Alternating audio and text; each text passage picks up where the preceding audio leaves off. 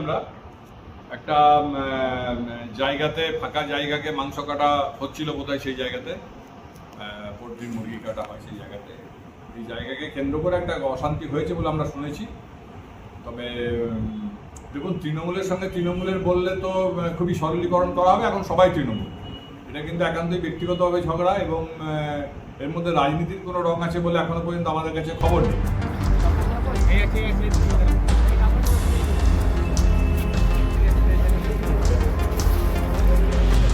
ঝিউল গ্রামে দুবরাজপুর থানার অন্তর্গত সৈয়দ ইব্রাহিম একটা কমপ্লেন লজ করেন থানাতে যে তার ভাই রশিদুল ব্যবসার কাজে তরুলিয়া মোড়ের দিকে যাচ্ছিল।